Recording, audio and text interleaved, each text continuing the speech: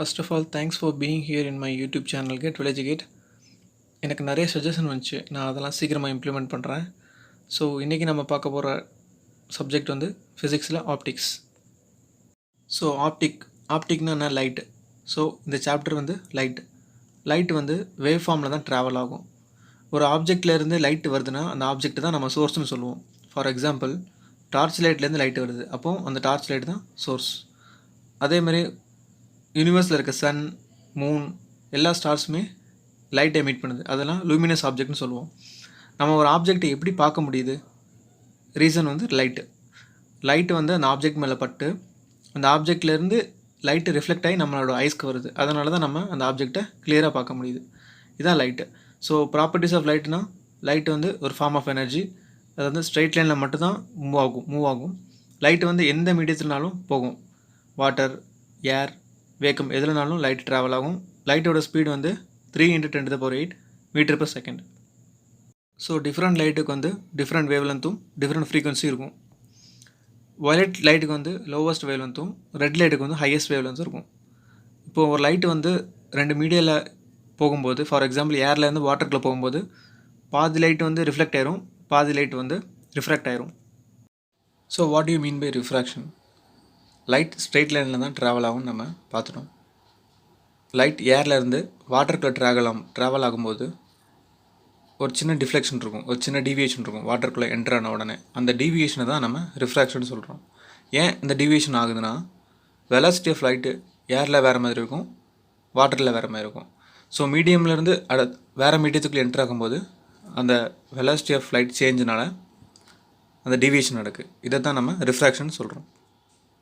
First law of refraction: incident ray, refracted ray and normal வந்து same பிளேனில் lie ஆகும். நார்மலுங்கிறது வந்து இப்போது லைட் ஏர்லேருந்து வாட்டரில் ட்ராவல் ஆகும்போது அந்த சர்ஃபேஸ், அந்த பாயிண்ட் ஆஃப் கான்டாக்ட் தான் நார்மல் லைன் சொல்கிறோம். அது வந்து பெர்பெண்டிகுலர் லைனாக இருக்கும்.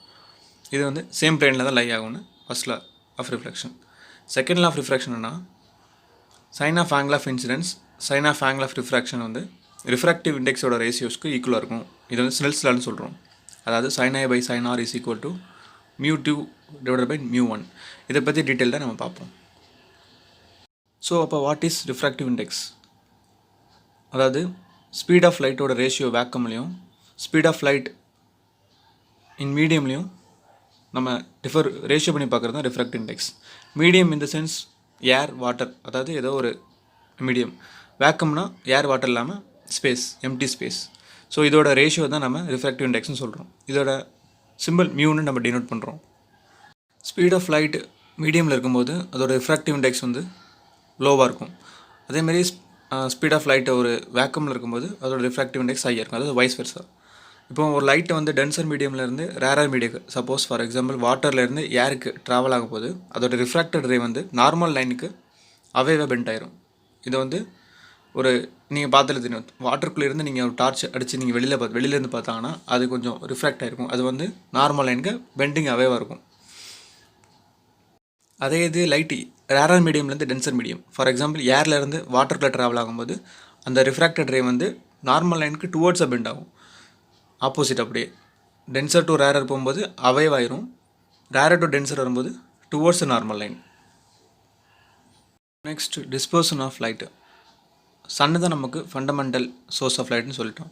இப்போது ஒரு சோர்ஸ்லேருந்து ஒரே ஒரு சிங்கிள் கலர்டு லைட்டு மட்டும் வந்துச்சுன்னா அது வந்து மோனோக்ரோமாட்டிக் சோர்ஸ்னு சொல்லுவோம். Mono in the sense single, அதாவது light should be a single coloured light, அதான் மோனோக்ரோமாட்டிக் சோர்ஸ்னு சொல்கிறோம். இப்போ நமக்கு சன் வந்து composite light, sun is a composite light. அதில் வந்து எல்லா கலரும் மிக்ஸ் ஆகி தான் இருக்கும். அது ஒவ்வொரு கலருக்கும் ஒவ்வொரு வேவ் லென்த்து, ஒவ்வொரு ஃப்ரீக்வன்சி இருக்குன்ட்டு நம்ம முன்னாடியே பார்த்தோம். இப்போது ஃபார் எக்ஸாம்பிள் அனதர் எக்ஸாம்பிள் வந்து என்னென்னா, மெர்க்குரி வேப்பர் லேம்ப் வந்து இன்னொரு காம்போசிட் லைட். இப்போது ஒரு கிளாஸ் வழியாக நீங்கள் இந்த மெர்க்குரி வேப்பர் லைட் அனுப்புனீங்கன்னா என்ன நடக்கும்னு பார்த்துருக்கீங்களா? அது கிளாஸ், அதாவது கிளாஸுங்கிறது வந்து டிரான்ஸ்பரண்ட் மீடியம். அது வழியாக லைட் ட்ராவல் ஆகும்போது அதில் உள்ள லைட்டு வந்து ஸ்ப்ளிட் ஆகி எல்லா கலர், வயலட், ப்ளூ தனியாக, அப்படி எல்லா கலரும் ஸ்ப்ளிட் ஆகி நமக்கு விஷுவலைஸ் ஆகும்.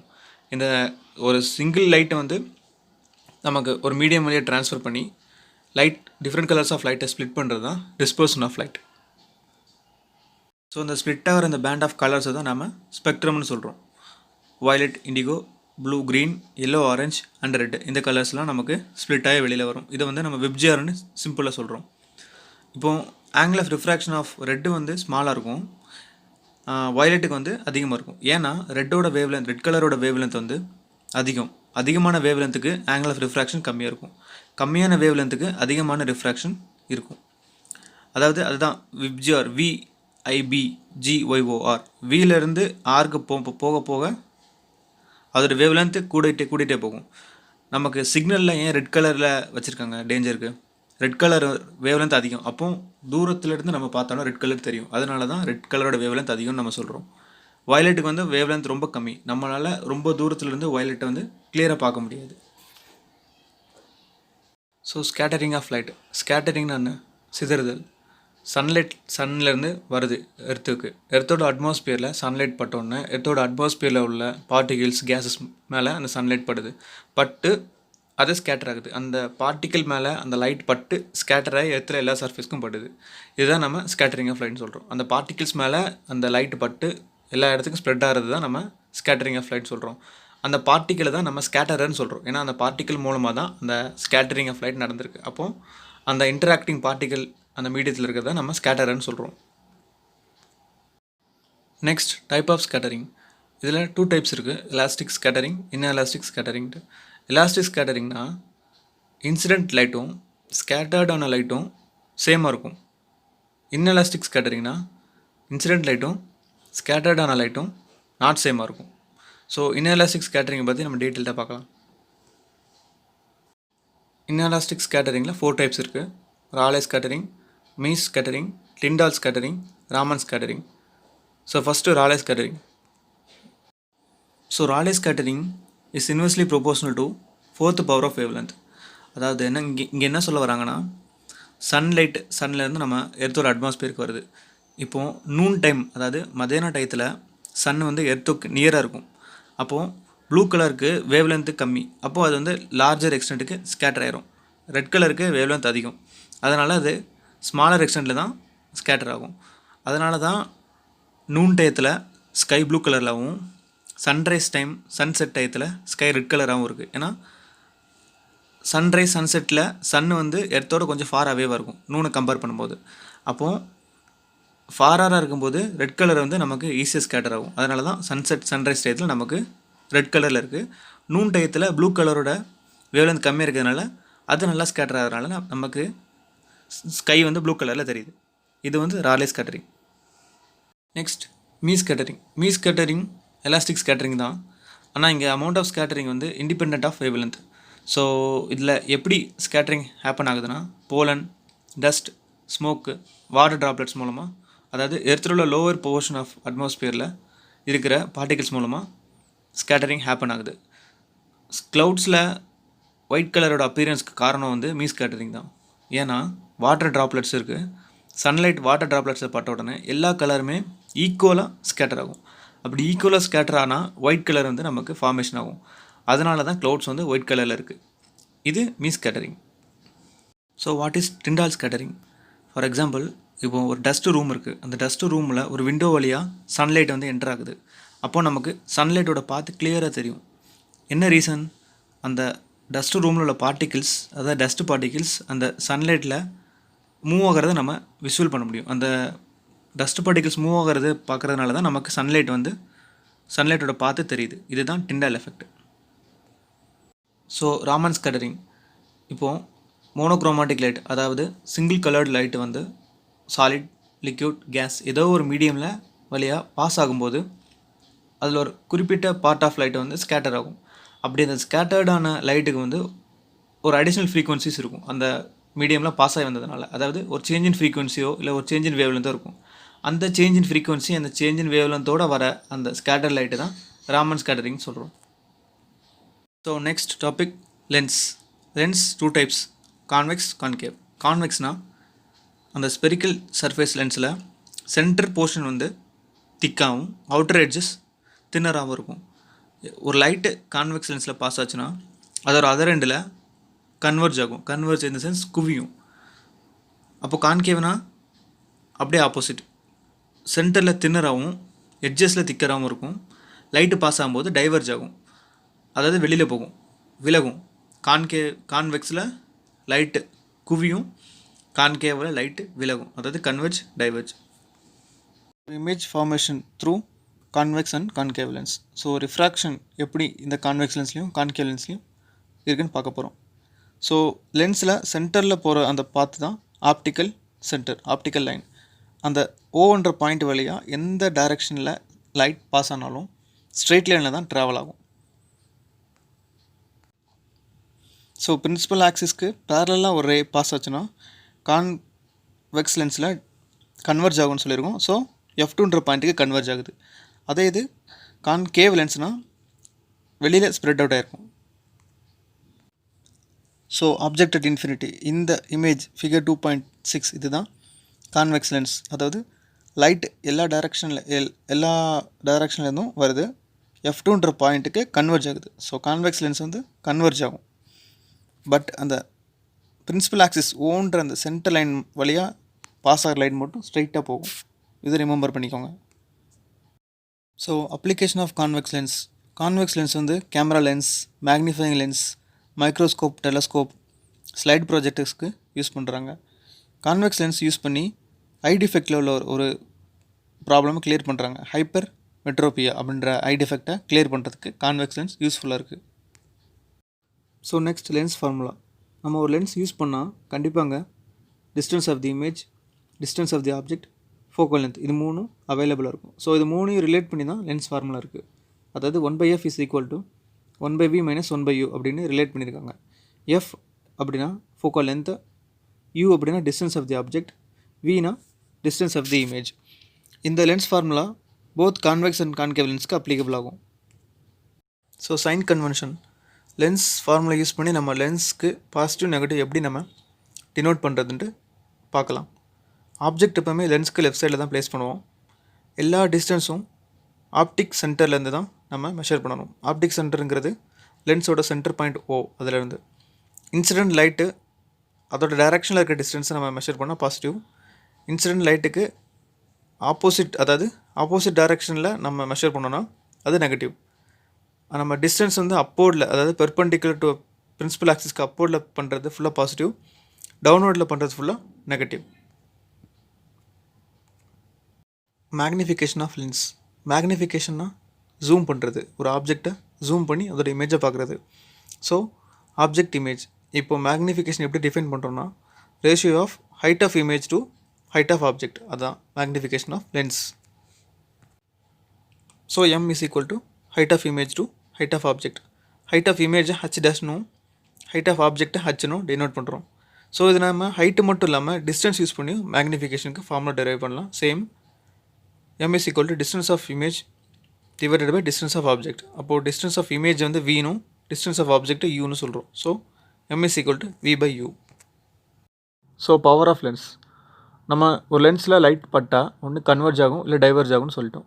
ஸோ அந்த degree of convergence of light இல்லை டைவர்ஜன்ஸ் ஆஃப் லைட், அதுதான் நம்ம பவர்னு சொல்கிறோம். ஸோ அதை எப்படி நம்ம நியூமெரிக்கலாக டினோட் பண்ணுறோன்னா ரெசிப்ரோக்கலில் ஃபோக்கல் லென்த், அந்த ஃபோக்கல் லென்த்தை பொறுத்து தான் பவர் வந்து நம்ம ஐடென்டிஃபை பண்ணுறோம். அப்போ P is equal to 1/f. So fundamental unit of power of lens வந்து டயாப்டர்னு சொல்கிறோம்.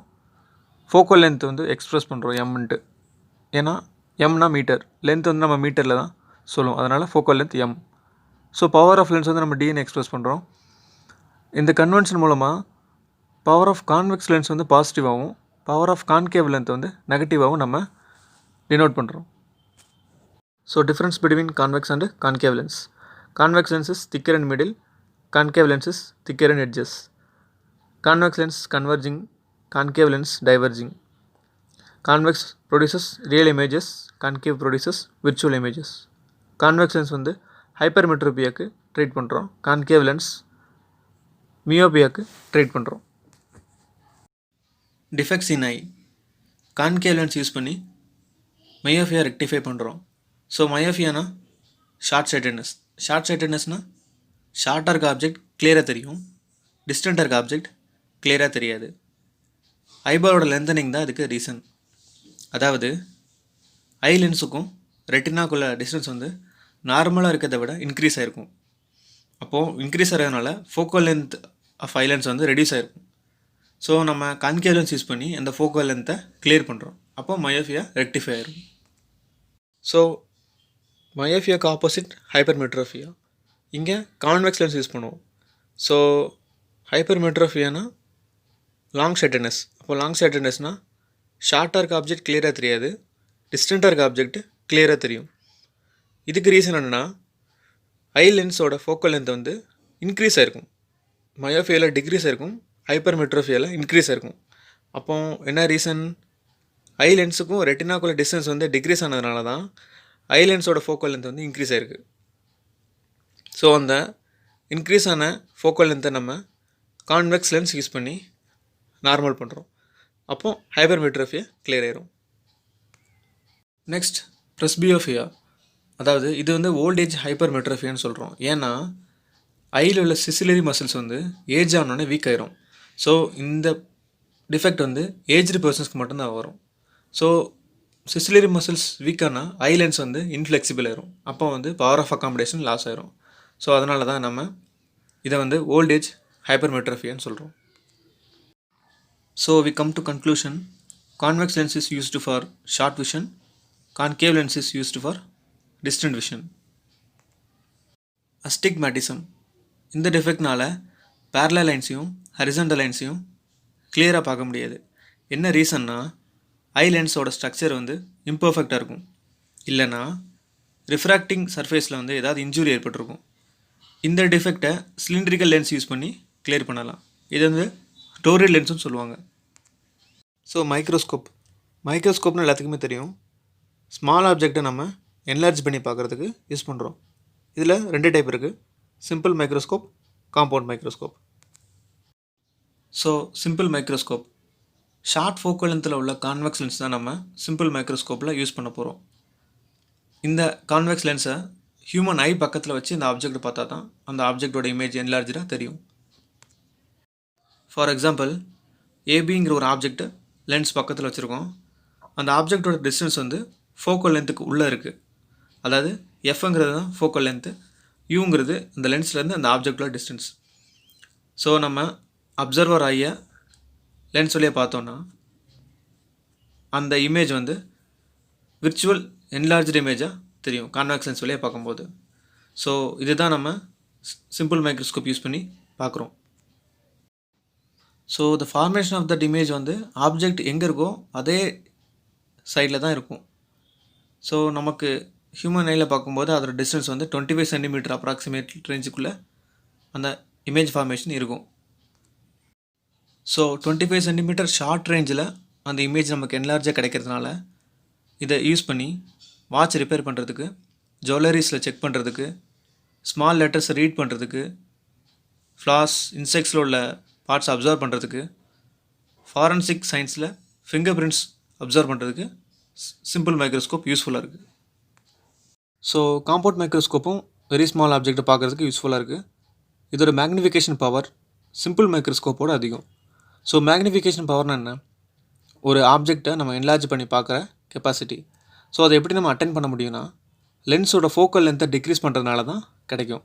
ஸோ கன்ஸ்ட்ரக்ஷன் லிமிட்டேஷனால் ஒரு சர்டன் லிமிட்டுக்கு அப்புறம் லென்ஸோட ஃபோக்கல் லென்த்தை டிக்ரீஸ் பண்ண முடியாது. ஸோ இந்த ப்ராப்ளத்தை ரெக்டிஃபை பண்ணுறதுக்காக 2 செப்பரேட் கான்வெக்ஸ் லென்ஸ் யூஸ் பண்ணுறோம். ஸோ காம்பவுண்ட் மைக்ரோஸ்கோப்புக்கு 2 கான்வெக்ஸ் லென்ஸ் யூஸ் பண்ணுறோம். ஒரு லென்ஸுக்கு ஷார்ட்டர் ஃபோக்கல் லென்த் இருக்கும், அது வந்து ஆப்ஜெக்ட் பக்கத்தில் ப்ளேஸ் பண்ணுறோம். அதனால் அந்த லென்ஸை அப்ஜெக்டிவ் லென்ஸ் இல்லைனா அப்ஜெக்டிவ் பீஸ்னு சொல்கிறோம். இன்னொரு லென்ஸுக்கு லார்ஜர் ஃபோக்கல் லென்த் இருக்கும், அதை வந்து லார்ஜர் அப்பர்ச்சரில் ப்ளேஸ் பண்ணுறோம், அதாவது அப்சர்வர்ஸ் ஐ பக்கத்தில். அதனால் ஐ லென்ஸில் ஐ பீஸ்னு சொல்கிறோம். அதை இந்த லென்ஸை நம்ம அட்ஜஸ்டபிள் நேரோ டியூப்பில் ஃபிக்ஸ் பண்ணுறோம். சிம்பிள் மைக்ரோஸ்கோப்பில் ஆப்ஜெக்ட் ஏபியை வந்து ஃபோக்கல் லென்த்துக்கு உள்ளே வச்சோம். காம்பவுண்ட் மைக்ரோஸ்கோப்பில் ஃபோக்கல் லென்த்துக்கு வெளியில் வைக்கிறோம் அந்த ஆப்ஜெக்ட்டை. ஸோ ஆப்ஜெக்ட் ஏபிங்கிறது வந்து ஃபோக்கல் லென்த்துக்கு வெளியில் இருக்குது. அதை வந்து அப்ஜெக்டிவ் லென்ஸ் வழியாக நமக்கு வந்து A', B' இன்வெர்டட் ரியல் இமேஜாக கிடைக்கும். நம்ம அதுக்கப்புறம் ஐபீஸை மூவ் பண்ணி அந்த A', B' இருக்க அந்த இமேஜை A', B' அந்த இமேஜோட என்லார்ஜர் இமேஜை ஆப்ஜெக்ட் வச்ச இடத்துல பார்க்க முடியும். ஸோ இதுதான் காம்பவுண்ட் மைக்ரோஸ்கோப் ஒர்க் ஆகுது. ஸோ காம்பவுண்ட் மைக்ரோஸ்கோப்போட மேக்னிஃபிகேஷன் பவர் வந்து 50 to 200 டைம்ஸ் அதிகம் சிம்பிள் மைக்ரோஸ்கோப்பை விட. டெலஸ்கோப் இப்போ நம்ம லூனார் எக்லிப்ஸ்னால் நார்மல் ஐயில் பார்க்க முடியாது. அப்போது அதெல்லாம் டெலஸ்கோப் யூஸ் பண்ணி தான் நம்ம பார்க்க முடியும். கலீலியோ தான் டெலஸ்கோப்பை இன்வென்ட் பண்ணார் 1608. கலீலியோ ஜூபிட்டரோட சேட்டலைட்ஸ், அதாவது ஜூபிட்டரோட மூனையும் சேட்டனோட ரிங்ஸையும் டெலஸ்கோப் யூஸ் பண்ணி தான் அப்சர்வ் பண்ணார். கெப்லரும் 1611 ஃபண்டமெண்டல் அஸ்ட்ரானமிக்கல் டெலஸ்கோப்பை டிஸ்கவர் பண்ணார். அஸ்ட்ரானமிக்கல் டெலஸ்கோப் எதுக்கு யூஸ் ஆகுதுன்னா, கேலக்ஸியில் உள்ள ஸ்டார்ஸ், பிளானட்ஸ், சேட்டலைட்ஸ்லாம் வியூ பண்ணுறதுக்கு யூஸ்ஃபுல்லாக இருக்குது. பட் நம்ம இப்படி வியூ பண்ணுற இமேஜஸ் ஃபுல்லாக இன்வெர்டட் இமேஜஸாக இருக்கும். ஸோ அதை எப்படி நம்ம எரெக்ட் இமேஜஸை மாற்றணும்னா டெரஸ்ட்ரியல் டெலஸ்கோப் யூஸ் பண்ணி தான். ஸோ டெரஸ்ட்ரியல் டெலஸ்கோப் வந்து அஸ்ட்ரானமிக்கல் டெலஸ்கோப் மூலமாக எடுத்த இமேஜஸை, இன்வெர்டட் இமேஜஸை நமக்கு ஸ்ட்ரெயிட் எரெக்ட் இமேஜஸை காமிக்கும். ஸோ இதுதான் ரெண்டுத்துக்குள்ள இன்டர் ரிலேஷன். அட்வான்டேஜஸ் ஆஃப் டெலஸ்கோப்னால் நம்ம ஆக்சுவலாக பார்த்த மாதிரி கேலக்ஸியில் உள்ள ஸ்டார்ஸ், பிளானட்ஸ், சேட்டலைட்ஸை பார்க்குறதுக்கு யூஸ்ஃபுல்லாக இருக்குது. டெலஸ்கோப் வந்து இன்டென்சிட்டி ஆஃப் லைட் வந்து லோவாக இருந்தாலும் நமக்கு இமேஜ் கிளியராக கிடைக்க யூஸ்ஃபுல்லாக இருக்கும். ஸோ இதில் டிஸ்அட்வான்டேஜ்னு பார்த்தோன்னா அந்த ஃப்ரீக்குவென்சி மெயின்டைன் பண்ணுறது வந்து கொஞ்சம் கஷ்டம். அது இல்லாமல் ஒரு இடத்துலேருந்து இன்னொரு இடத்துக்கு அந்த டெலஸ்கோப்பை போர்ட்டபிள் பண்ணுறது ரொம்ப கஷ்டம். அதாவது ஒரு இடத்துலேருந்து இன்னொரு இடத்துக்கு மூவ் பண்ணுறது ரொம்ப கஷ்டம். ஏன்னா காம்ப்ளிகேட்டடான construction. So that's all for this unit. So நிறைய சஜஷன் கொடுத்ததுக்கு தேங்க்யூ. நான் அதெல்லாம் சீக்கிரமாக இம்ப்ளிமெண்ட் பண்ண ட்ரை பண்ணுறேன். Please bear up the inconvenience for the background noises. எனக்கு அது கொஞ்சம் இரிட்டேட்டிங்காக தான் இருக்குது. தேங்க்யூ ஃபார் வாட்சிங். Please do like, share and subscribe to my YouTube channel get well educated. அடுத்த வீடியோவில் அடுத்த சாப்டரில் மீட் பண்ணுறேன். தேங்க்யூ, பாய்.